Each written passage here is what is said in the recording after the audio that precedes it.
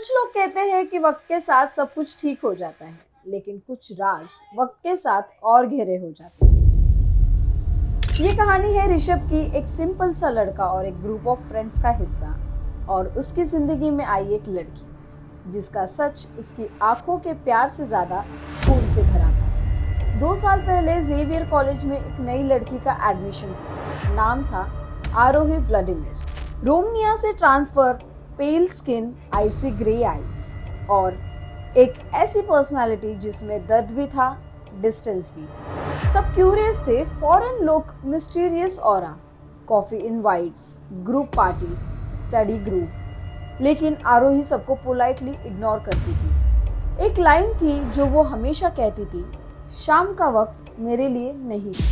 ऋषभ ने उससे नोटिस किया, उसकी फ्रेंड तानिया के साथ एक छोटी सी ट्रिक लगाई। अपने नोट्स गिरा दिए और कहा, जेनेटिक के नोट्स है, मिलके पढ़ ले। पहली बार आरोही ने हाँ कहा, सिर्फ दोपहर के टाइम। तब से वो उनके ग्रुप का पार्ट बन गई। सिर्फ दिन में, शाम के हर प्लान से वो गायब रहती थी। ऋषभ के दिल में फीलिंग्स बढ़ने लगी। वो प्रोजेक्ट्स उसके टॉपिक पे बनाता, पेंटिंग, गिफ्ट की मूनलाइट और एक लड़की जो चांद की तरफ देखती है, और बर्थडे पे दिया एक एंटिक सिल्वर लॉकेट। ऋषभ कहता है, शाम की कॉफी, एक बार तो हाँ कह दो। आरोही सिर्फ मुस्कुराकर कहती, शाम मेरा वक्त नहीं है। 2 साल एक्सक्यूजेस, कोई नहीं जानता था कि वो रहती कहाँ थी। एक बार ऋषभ ने डायरेक्टली पूछा, तुम शाम के बाद कब दिखाई क्यों नहीं देती?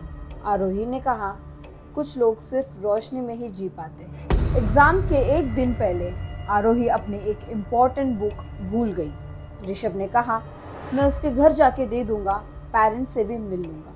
लेकिन कोई उसका एड्रेस नहीं जानता था। तानिया ने पीछा किया और वो एक जंगल के रास्ते से एक हॉन्टेड लुकिंग बंगलो में गई।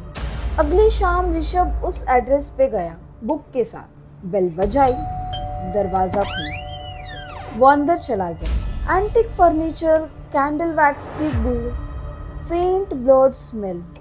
ऋषभ ने पुकारा, आरोही, आरोही।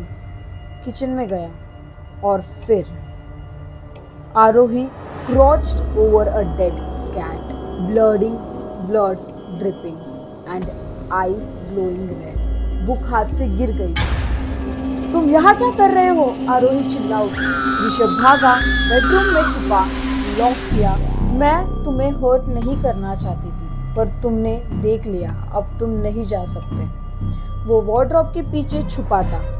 वार्डरोब खुला, दोनों आमने सामने। ऋषभ ने कहा, जिससे प्यार करता हूँ उसी के साथ, उसी के हाथ से मरना शायद मेरी किस्मत है। आरोही का हाथ कांप गया। तुम मुझसे नहीं डरते?